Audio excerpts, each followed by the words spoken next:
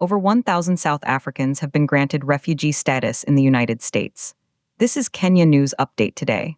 Coming up, you'll discover the controversial reason behind this mass resettlement, the shocking inclusion of Black South Africans, and what this means for the future of U.S.-Africa relations.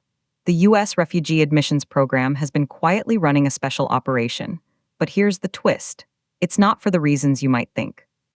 This story starts with a claim of white genocide and ends with a secret diplomatic deal. Meet the Afrikaners, white South Africans of Dutch descent. For years, they've claimed to be victims of violent land seizures and racial discrimination. In February of last year, their claims caught the attention of a powerful figure, President Donald Trump. He alleged a white genocide was underway. The South African government called it misinformation. But then, Trump's administration did something unprecedented. They created a refugee resettlement program specifically for these white South African farmers.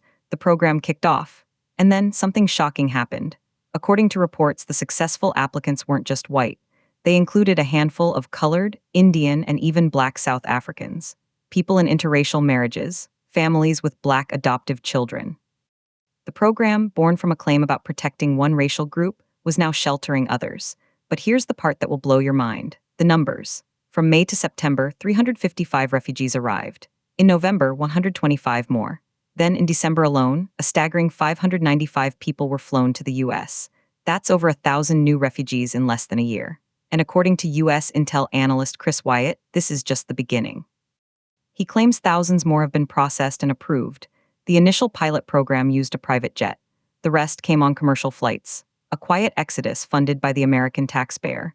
Amid rising tensions, the South African government reached a closed-door agreement. They agreed not to interfere. Publicly, they dispute the genocide claims. Privately, they let their citizens leave. So what's really happening? Is this a humanitarian rescue mission?